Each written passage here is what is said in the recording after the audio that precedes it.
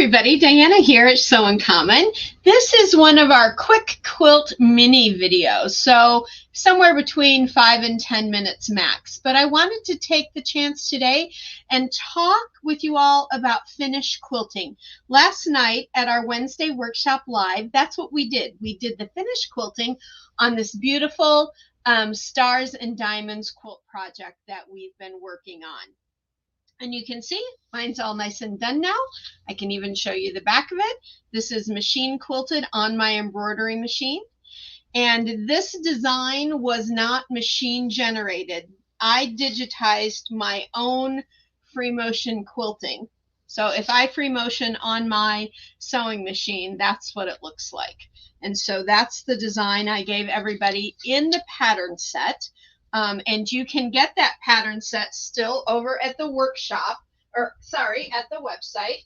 However, it is no longer available at $5. The price has gone up to its regular price, but trust me, that's still a great value. So this is the pattern, and within it, you get your finished quilting designs along with all the digital designs that you need to do the piecing. And it just turned out really beautifully. Now mine, the only thing with mine is it's not quite finished in the respect that I haven't bound it yet. And that is because I've had to order this fabric. That's what I want to do the binding in, and I don't have enough. So I'm ordering some, and that should be here probably in about a week, and I'll finish it up. But I may hang it in my hallway as is until the binding comes in, because it turned out really pretty. I really like it. So here are some tips that I want to give you for finished quilting. Kind of some do's and some what I call maybe nots.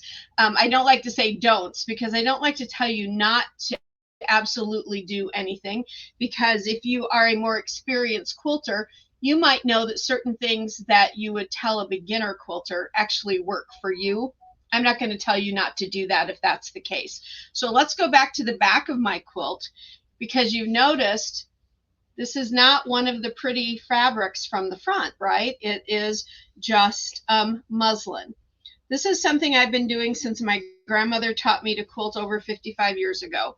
If I do any small project that isn't a usable quilt, like for a bed or a throw or a gift or something like that, I just use a nice muslin. Store owners won't tell you to do that. Neither will fabric designers, because then you're not using their beautiful fabric.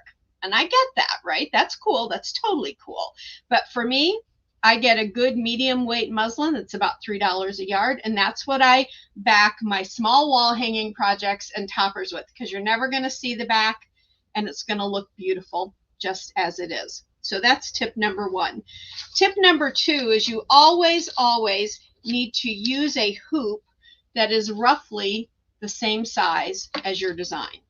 So here is my 6x6 hoop. Now this is a magnetic hoop, but you can also use a traditional hoop. Either way, if you watch last night's live, I talk a little bit more about that, and I'll link that at the end of this video for us. But I'm just using the frame of my, I love the magnetic ones, and watch last night's live. You'll see why. They're just incredible to work with. And I know several companies now have them for specific machines. And there is, of course, Design and Machine Embroidery. They carry a whole line. That's what I own, because machine brands weren't available when I started quilting with my embroidery machine. But you want to use a hoop that is roughly the same size, the smallest you can get. So this is a 5x5 design. I'm using a 6x6 hoop. You want a little give in there. You don't want it all really tight, but you want a little give in there. And that's because if you use a larger hoop, that's when you start getting buckling and movement when you're quilting, and it can cause you to get out of alignment. But with a smaller hoop, everything is more compact. It tends to stay where it needs to go. And like I said, a magnetic hoop is great. That's my preference and my favorite, but you can certainly always use your traditional hoop too, if that's what you have. Not a problem there at all. Now, the other thing is you're going to have to print out your templates. Now, I've used this sticky back template paper. If you don't have that though, I love sticky back template paper because these two templates lasted for the whole piece, and I just put them back on their backing paper, and I'll use them again the next time I use this, because if I don't have enough sticky on them, I just use my fabric tape and put that on the back right in the center, because it doesn't have to be sticky everywhere. It's only on there for a brief time. And then I use that, and I will keep using this one template set for this particular design whenever I use it. Now, if you don't have sticky back and you're going to use copy paper, that's cool, not a problem here. What you want to do is when you print it out, do not, now this is a do not, okay? Or maybe not do not. Take your piece of paper, fold it on the long axis and give it a good crease. Then open it and fold it on the short axis and give that a good crease. And then when you open it, right there is your middle. And that's so that if you don't have a program or something that will print with crosshairs, you can get crosshairs. Then I would take, now I freehanded those and you can see how crooked they are. But what I would do is I would take my ruler and a pen. Now I'm kind of using a kind of a chunky thing here, but I would put my line through the middle there, and I would put my line through the middle there. Did I just get, oh, I just got marker on my piece. I'm gonna have to wash that off really quickly. Doggone it, I should have not done that. It didn't go through, but look, I just got it right there. Doggone it. Anyway, I'll see if I can fix that. Permanent marker though. And then I put a little arrow right here so I always know where the top of my template is. And then I cut it out.